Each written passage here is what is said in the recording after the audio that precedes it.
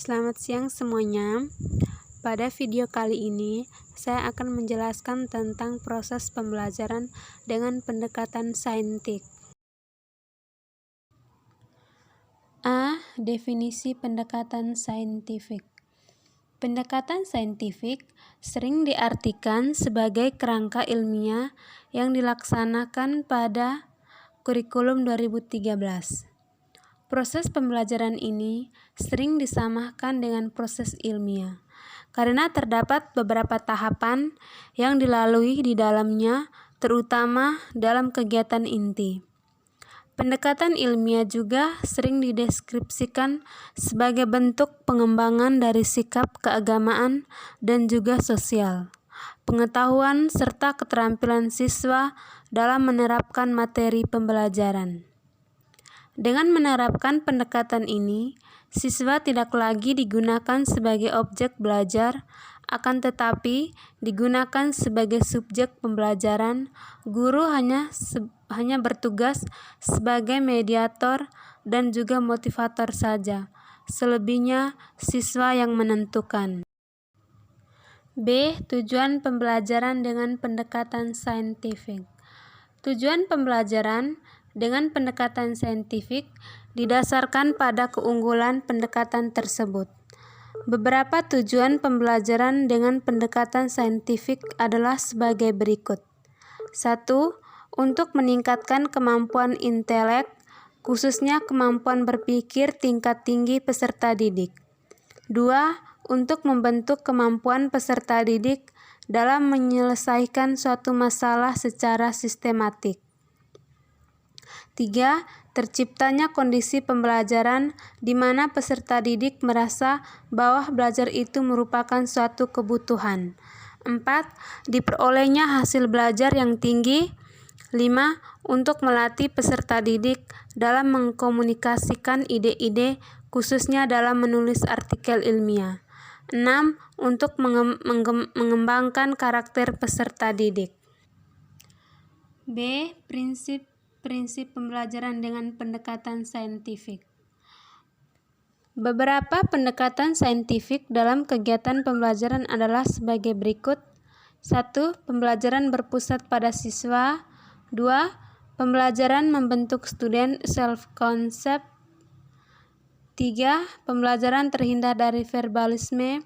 4. Pembelajaran memberikan kesempatan kepada siswa untuk mengasimilasi dan mengakomodasi konsep, hukum, dan prinsip. 5. Pembelajaran mendorong terjadinya peningkatan kemampuan berpikir siswa. 6. Pembelajaran meningkatkan motivasi belajar siswa dan motivasi mengajar guru. 7. Memberikan kesempatan kepada siswa untuk melatih kemampuan dalam komunikasi. 8. Adanya proses validasi terhadap konsep, hukum, dan prinsip yang dikonstruksi siswa dalam struktur kognitifnya. D. Langkah-langkah pembelajaran dengan pendekatan saintifik. Proses pembelajaran pada kurikulum 2013 untuk semua jenjang dilaksanakan dengan menggunakan pendekatan ilmiah atau saintifik. Langkah-langkah pendekatan ilmiah atau scientific approach dalam proses pembelajaran meliputi menggali informasi melalui pengamatan, bertanya, percobaan, kemudian mengelola data atau informasi, menyajikan data atau informasi, dilanjutkan dengan menganalisis, menalar, kemudian menyimpulkan, dan mencipta. Untuk mata pelajaran, materi, atau situasi tertentu, sangat mungkin pendekatan ilmiah ini tidak selalu tepat diaplikasikan secara prosedural.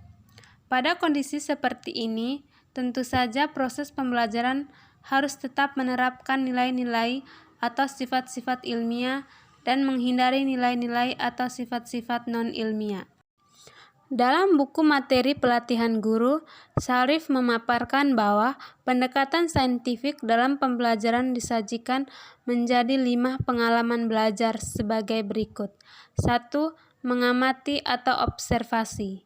Kegiatan mengamati mengutamakan kebermaknaan proses pembelajaran atau meaningful learning. Metode ini memiliki keunggulan tertentu seperti menyajikan media objek secara nyata, peserta didik senang dan tertantang, dan mudah pelaksanaannya. Metode mengamati sangat bermanfaat bagi pemenuhan rasa ingin tahu peserta didik, sehingga proses pembelajaran memiliki kebermaknaan yang tinggi. Kegiatan mengamati dalam pembelajaran sebagaimana disampaikan dalam Permendikbud nomor 81A, hendaklah guru membuka secara luas dan bervariasi kesempatan peserta didik untuk melakukan pengamatan melalui kegiatan melihat, menyimak, mendengar, dan membaca. Guru memfasilitasi peserta didik untuk melakukan pengamatan, melatih mereka untuk memperhatikan atau melihat, membaca, dan mendengar hal yang penting dari suatu benda atau objek. Adapun kompetensi yang diharapkan adalah melatih kesungguhan, ketelitian, dan mencari informasi. 2. Menanya. Dalam kegiatan mengamati, guru membuka kesempatan secara luas kepada peserta didik untuk bertanya mengenai apa yang sudah dilihat, disimak, dibaca, atau dilihat. Guru perlu membimbing peserta didik untuk dapat mengajukan pertanyaan tentang yang hasil pengamatan objek yang konkret sampai kepada yang abstrak berkenaan dengan fakta, konsep, prosedur, ataupun hal lain yang lebih abstrak. Pertanyaan yang bersifat faktual sampai kepada pertanyaan yang bersifat hipotetik.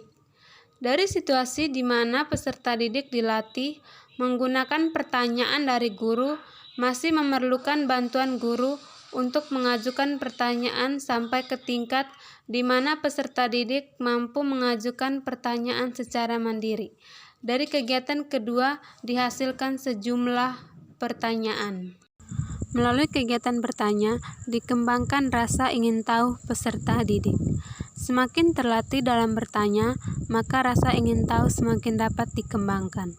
Pertanyaan tersebut menjadi dasar untuk mencari informasi yang lebih lanjut dan beragam dari sumber yang ditentukan guru sampai yang ditentukan peserta didik, dari sumber yang tunggal sampai sumber yang beragam. 3. Mengumpulkan informasi. Kegiatan mengumpulkan informasi merupakan tindak lanjut dari bertanya. Kegiatan ini dilakukan dengan menggali dan mengumpulkan informasi dari berbagai sumber melalui berbagai cara. Untuk itu, peserta didik dapat membaca buku yang lebih banyak, memperhatikan fenomena atau objek yang lebih teliti, atau bahkan melalui eksperimen. Dari kegiatan tersebut, terkumpullah sejumlah informasi. Dalam Permendikbud nomor 81A tahun 2013, aktivitas mengumpulkan informasi dilakukan melalui eksperimen, membaca sumber lain selain buku teks, mengamati objek atau kejadian, atau aktivitas wawancara dengan narasumber dan sebagainya. Adapun kompetensi yang diharapkan adalah mengembangkan sikap teliti, jujur, sopan, menghargai pendapat orang lain, kemampuan berkomunikasi, penerapan kemampuan mengumpulkan informasi melalui berbagai cara yang dipelajari, mengembangkan kebiasaan belajar dan belajar sepanjang hayat. 4. Mengasosiasikan atau mengolah informasi atau menalar. Kegiatan mengasosiasi atau mengolah informasi atau menalar dalam kegiatan pembelajaran sebagaimana disampaikan dalam Permendikbud nomor 81A tahun 2013 adalah memproses informasi yang sudah dikumpulkan, baik terbatas dari hasil kegiatan mengumpulkan atau eksperimen maupun hasil dari kegiatan mengamati dan kegiatan mengumpulkan informasi. Pengolahan informasi yang dikumpulkan dari yang bersifat menambah keluasan dan kedalaman sampai kepada pengolahan informasi yang bersifat mencari solusi dari berbagai sumber yang memiliki pendapat yang berbeda sampai kepada yang bertentangan. Kegiatan ini dilakukan untuk menemukan keterkaitan satu informasi dengan informasi lainnya, menemukan pola dari keterkaitan informasi tersebut. Aktivitas ini juga diistilahkan sebagai kegiatan menalar, yaitu proses berpikir yang logis dan sistematis atas fakta-fakta empiris yang dapat diobservasi untuk memperoleh simpulan berupa pengetahuan. Aktivitas menalar dalam konteks pembelajaran pada kurikulum 2013 dengan pendekatan ilmiah banyak merujuk pada teori belajar asosiasi atau pembelajaran asosiasi. Istilah asosiasi dalam pembelajaran merujuk pada kemampuan mengelompokkan beragam ide dan mengasosiasikan beragam peristiwa untuk kemudian memasukkannya menjadi penggalan memori. Selama mentransfer peristiwa-peristiwa khusus ke otak, pengalaman tersimpan dalam referensi dengan peristiwa lain. Pengalaman-pengalaman yang sudah tersimpan di memori otak berrelasi dan berinteraksi dengan pengalaman sebelumnya yang sudah tersedia. 5. Menarik kesimpulan. Kegiatan menyimpulkan dalam pembelajaran dengan pendekatan saintifik merupakan kelanjutan dari kegiatan mengolah data atau informasi.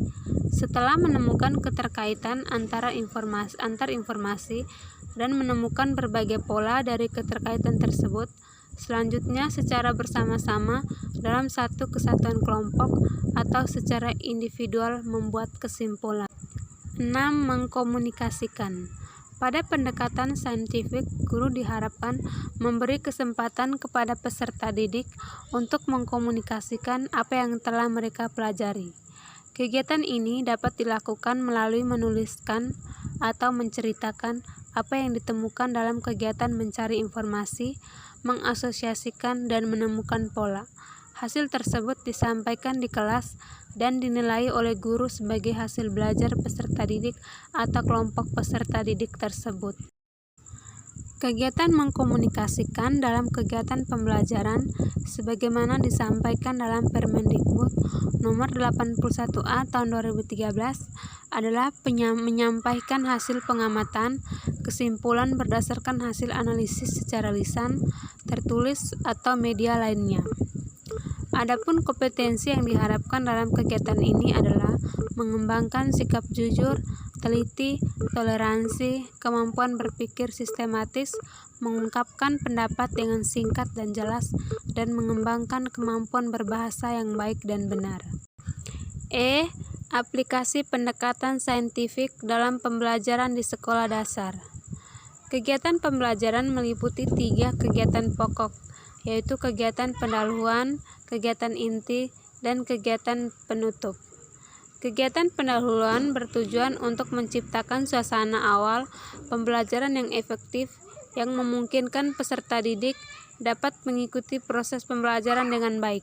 Sebagai contoh, kegiatan memulai pembelajaran, guru menyapa anak dengan nada bersemangat dan gembira, atau mengucapkan salam, mengecek kehadiran para peserta didik, dan menanyakan ketidakhadiran peserta didik apabila ada yang tidak dapat hadir. Dalam metode saintifik, tujuan utama kegiatan pendahuluan adalah memantapkan pemahaman peserta didik terhadap konsep-konsep yang telah dikuasai yang berkaitan dengan materi pelajaran baru yang akan dipelajari oleh peserta didik. Dalam kegiatan ini, guru harus mengupayakan agar peserta didik yang belum paham suatu konsep dapat memahami konsep tersebut, sedangkan peserta didik yang mengalami kesalahan kesalahan tersebut dapat dihilangkan. Tahapan aktivitas belajar yang dilakukan dengan pembelajaran saintifik tidak harus dilakukan mengikuti prosedur yang kaku, namun dapat disesuaikan dengan pengetahuan yang hendak dipelajari, kata Sani 2014. Kemudian, Sani menyampaikan bahwa metode yang sesuai dengan pendekatan pembelajaran saintifik antara lain pembelajaran berbasis inquiry, pembelajaran penemuan atau discovery learning, pembelajaran berbasis masalah atau problem based learning, dan pembelajaran berbasis proyek atau project based learning, dan metode lainnya yang relevan. Oke, mungkin itu saja video penjelasan dari saya. Semoga materi ini bisa bermanfaat bagi kita semua. Terima kasih.